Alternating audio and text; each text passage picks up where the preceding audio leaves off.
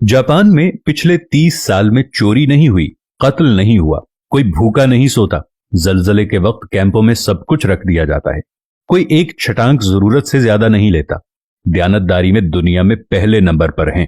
आप सड़क पर करोड़ों रुपए फेंक दें, कोई नहीं उठाता। आप कंधा मारें तो सामने वाला माजरत करता दिखाई देगा। तरक्की और टेक्नोलॉजी में दुनिया से 10 साल आगे जीते हैं। काम इतना करते हैं कि वजीर आजम हाथ जोड़कर आराम के मशवरे देता है। सिगरेट की राख झाड़ने की डिब्बियां जेब में रखते हैं। सफाई इतनी है कि सड़कों में मुंह नजर आए। पाबंदी वक्त इतनी कि 5 मिनट ट्रेन लेट हुई तो पूरी कंपनी बंद कर दी। अखलाक इतना बुलंद कि आप हैरत से मुंह तकते रह जाएंगे।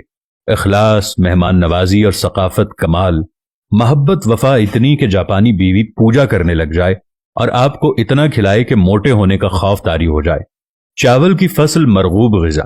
एक दफा कहत पड़ा तो 30 साल का ऐसा जखीरा कर लिया कि दुनिया से चावल नायाब हो गए, लेकिन वहां से खत्म ना हुए।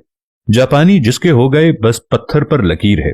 निजाम सेहत ऐसा कि टॉयलेट आपको जिस्म की पूरी डिटेल दे दे।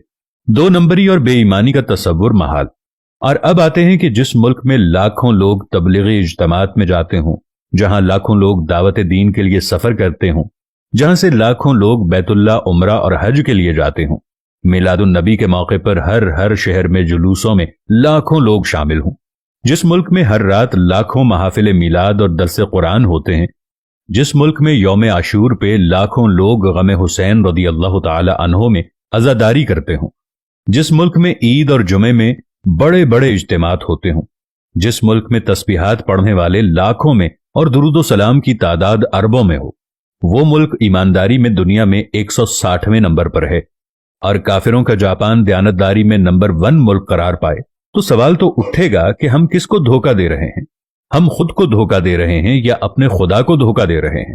क्योंकि हम दुनिया को तो धोखा नहीं दे रहे, दुनिया हमसे आगे जा रही है। दुनिया तो हर काम में आगे है। हम किसको धोखा दे रहे हैं? जब हमें ये सारी बातें सुनने के बाद समझ आ जाती है तो मालूम होता है कि हम किसी और को धोखा नहीं दे रहे, बल्कि हम सिर्फ अपने आप को धोखा दे रहे हैं। और खुदावंद करीम ऐसा मेहरबान है कि फिर भी हमें रिज़्क अता करता है। हम ऐसे मुल्क के रहने वाले लोग हैं कि जहां पर हर बिस्मिल्लाह डिपार्टमेंटल स्टोर, माशाअल्लाह करियाना स्टोर, अल्लाहू सब्जी वाला और ऐसे बहुत सारे नामों को आप रोज बोर्डों पर पढ़ते होंगे। लेकिन मजाल कि नमाज के वक्त में कोई अपनी दुकान को छोड़कर चला जाए, क्योंकि माशाअल्लाह जनरल स्टोर वाले को डर होता है कि माशाअल्लाह से कोई मुसलमान उसकी सफाई ना कर जाए, क्योंकि बिस्मिल्लाह सुपर स्टोर वाले को डर होता है कि कोई बिस्मिल्लाह पढ़कर उसके सामान की सफाई ना कर जाए। यहां पर सिर्फ मुसलमान नाम के रह गए हैं। पाकिस्तानी कौम सिर्फ नाम की रह गई है। पाकिस्तान का मतलब क्या था? ला इलाहा इल्लल्लाह। हम जापान चले जाएं तो जिन लोगों को हम काफिर कहते हैं, उन्होंने कुरान में से तमाम चीजें ले ली जो हमारी मीरास थी, और हमने तमाम उल्टी चीजें उठा ली जो किसी वक्त काफिरों की मीरास थी।